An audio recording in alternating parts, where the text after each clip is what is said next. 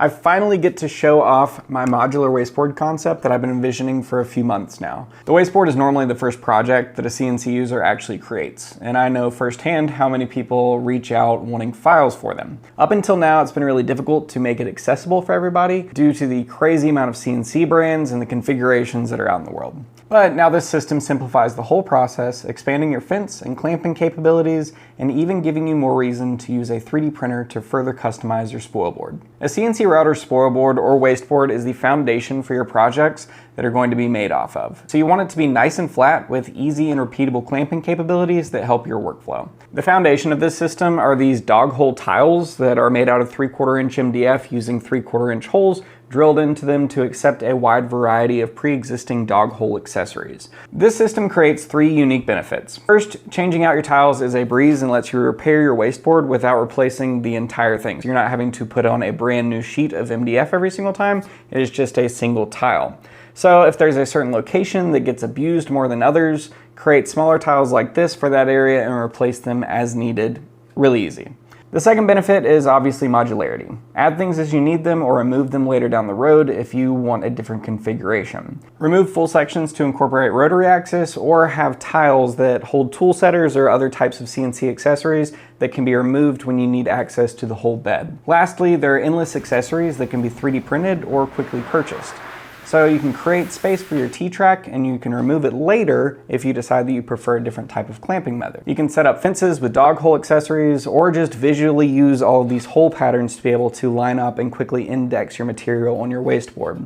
This system can be integrated into any CNC router and gives you a lot of benefits based on the type of CNC machine that you use and how you're going to be using your machine. I've got 5 of these different tiles right here, and all of their hole configurations line up due to a 4-inch on-center spacing. First is this 16 by 16 inch tile, which is going to help cover large areas, especially if you have a larger machine and don't want to mess around with smaller tiles. Then I have this 12 by 12 tile, which obviously lines up with the 16 by 16, and then followed up with this 8 by 8 tile. These 3 are going to be the backbone of this entire system and the easiest way to be able to cover a large amount of space.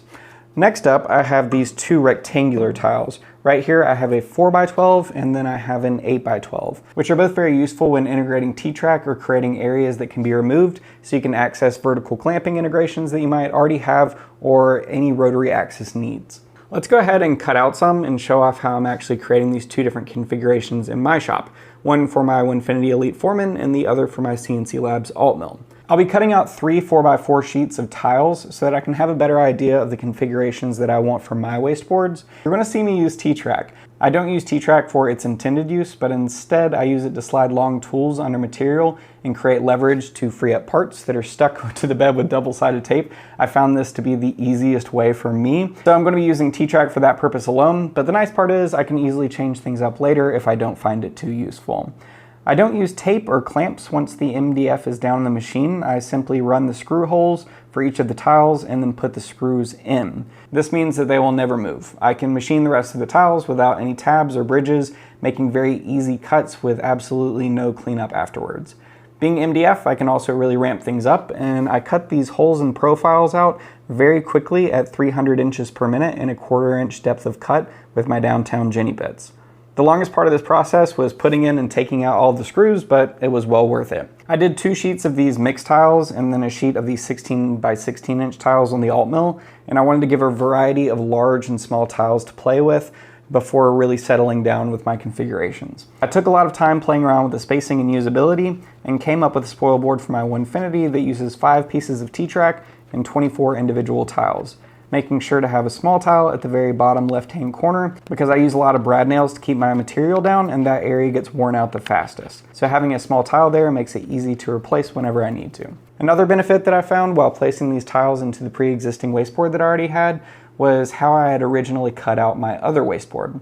It was a very simple cutout of a 48 by 48 inch square that created an edge around all the other sides which made it very easy to index all the tiles into that usable, machinable space. I screwed down each of the tiles using a 3/4 inch sheetrock screw, but the hole sizing can be larger if you're going to be using any types of screws that have washers integrated into the head, which is really going to help the material be held down using that washer head. I mainly just use sheetrock screws because that's what I had in the shop, and it worked out fine. Now on my Winfinity, when I had pocketed out that large area of my older wasteboard, I had not done this with my alt mill specifically if it will make it harder to put down the tiles. And I've got to say that it was easier to put them in the area that was predefined on my Winfinity, but that's not a machine thing, it's just how I had it set up. However, I did mark out the outline of the 49 by 49 cut area of the alt mill to give some visual hints as where to place the tiles, and that did help a whole lot. Just make sure when you're setting your first tile that's exactly where you want it, because the other tiles are going to be built off of this, and if this is skewed or wrong in any type of direction, it is just going to multiply across the entirety of your wasteboard. I ended up using 18 tiles and a single piece of T-track on my alt mill. Once again, this was just to help me pop up material that had been taped down using double-sided tape, and I'm not really planning on using the T-track specifically for clamps.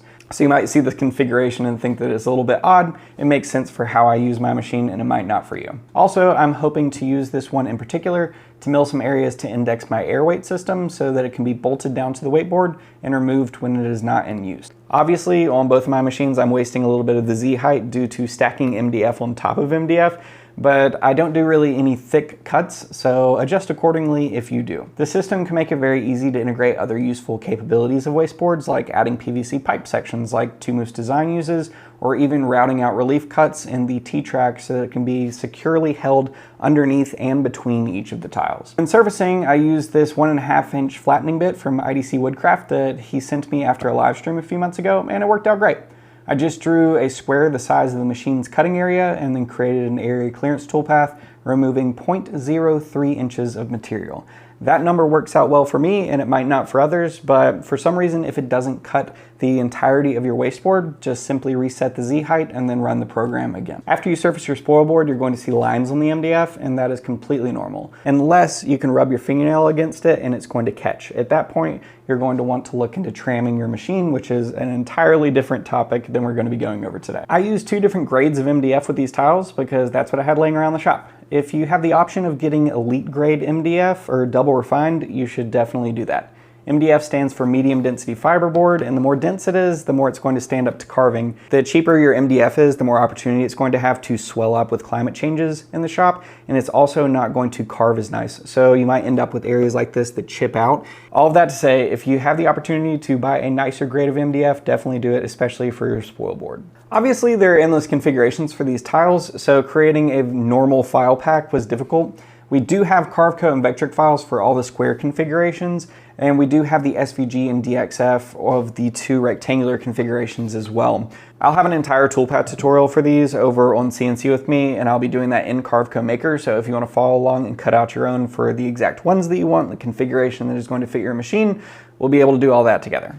Funny enough, I don't have a 3D printer in the shop, but I'm hopefully making that change very soon. Come around Christmas, there's always new 3D printers coming out, and I'm really holding out for a much larger one so that I can 3D print specifically stuff for dust collection and some hydroponic stuff that I want to do as well, to grow tomatoes. Every time I tell people that I want to buy a 3D printer for hydroponics, they're like, hey, and I'm like, tomatoes is literally it. So once I do, I'll be 3D printing a ton of accessories for all of my new wasteboards, and once they get integrated, you'll see that as it happens. If this video is helpful, please consider liking and subscribing. It helps out the channel a ton. Other than that, I will see y'all next Friday. Bye.